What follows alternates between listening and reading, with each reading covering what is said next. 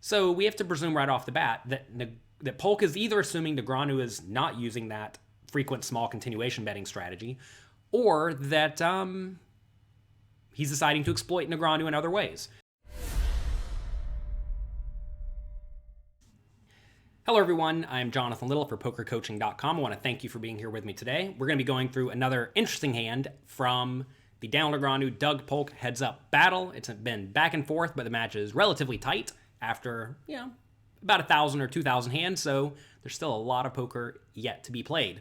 Before we get started though, I'm giving away $1,000 in cash, plus 6 months membership to my training site, Poker Coaching Premium. I'm giving this away in a completely random drawing. All you have to do to enter is go to pokercoaching.com/Black Friday giveaway to get entered. There will be a link below this video. And also, I'm having a gigantic Black Friday sale. There'll also be a link for that below. Check that out at pokercoaching.com/Black Friday. It's the best deals I'm giving all year. You might as well take advantage of them. All right, here we have Doug Polk raising it up with the Jack-10 of hearts, which is perfectly fine and standard.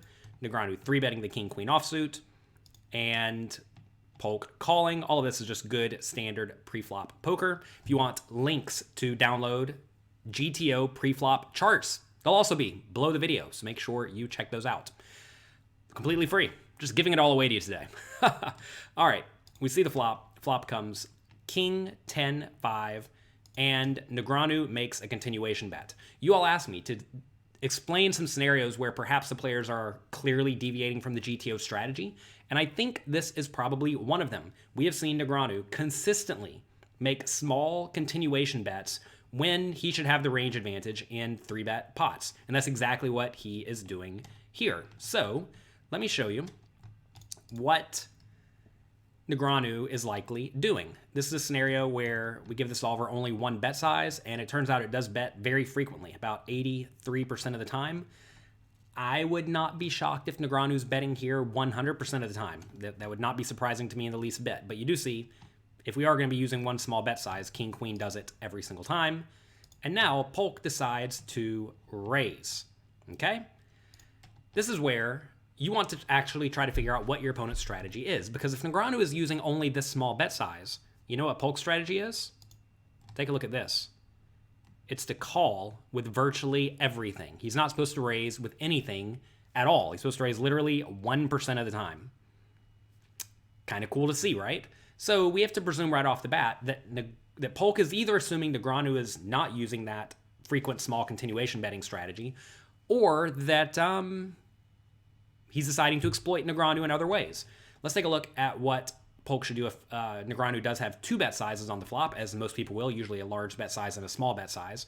If he thinks that is the strategy Negreanu is using, then we do see this Jack-10 suited does raise 18% of the time.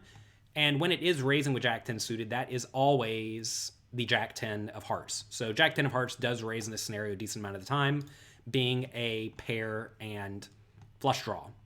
Okay? So his play is certainly reasonable.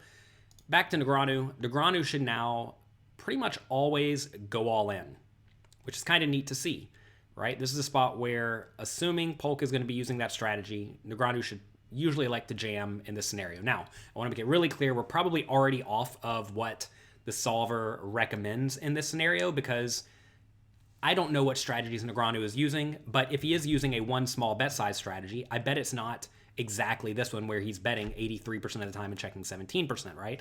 I bet that's not exactly what he's doing. And assuming he is using this strategy, clearly Polk is already well off the GTO chart, because you see Jack-10 suited almost never raises, right? So I'm not exactly sure where we are when we are looking at this solver, and it's pretty clear that when you are very far off the solver, what the solver says from then on may not be exactly accurate for your specific scenario. However, it does look like King-Queen offsuit likes to jam it all in here.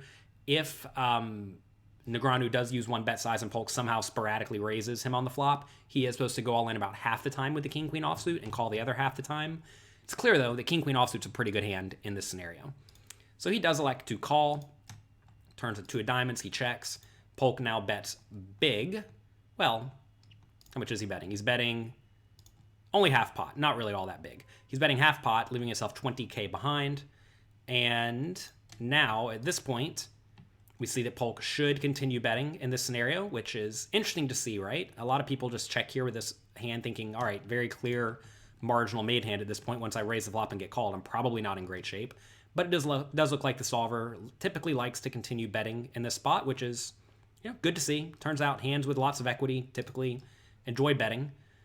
And then back to Negreanu. Negreanu should again rip it all in for the most part.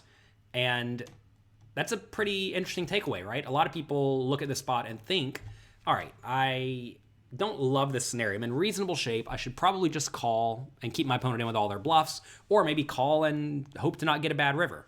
But it turns out king, queen in this scenario is really, really good. And 3-bet pots, heads up, one pair is quite strong. So don't go around folding it or trying to play it tricky.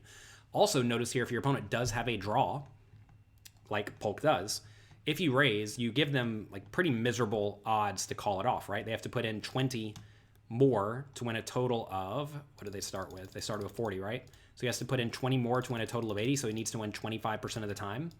And some of the junky draws actually don't win that often. And if you can make them fold out their equity, that's just fantastic. And if they call it off in a break-even spot, I mean, it is what it is. And like right here, whenever he does jam, Polk has a very easy call with the Jack 10 suited. Turns out most decently strong made hands and draws still elect to call it off here. And that is what Polk does. But it's interesting to see that in this hand, Polk's flop strategy changes substantially. Let's just go back here and show this to you. If Negreanu is using only that one small flop bet size, Polk should literally never raise. But if he's using a more standard 2-bet size strategy on the flop, as the solver would do, his raise becomes fine and normal. And this is where you really have to be careful studying the solver, because if you just assume your opponent's playing the straight GTO strategy, but they're not, that's going to result in you potentially using a strategy that is far off the solver, which is usually not ideal. So that's going to get for today. Again, if you want to get entered into the giveaway where I'm giving away $1,000 cash and 6 months of Poker Coaching Premium, check that out at pokercoaching.com/Black Friday giveaway. And also, if you want access to my site at a big discount, we are having the biggest sale of the year taking place right now. So check that out at pokercoaching.com/Black Friday. Hope you enjoyed this video. If you did, click like, click subscribe, tell your friends. Good luck in your games. Have a great day, and I'll talk to you next time.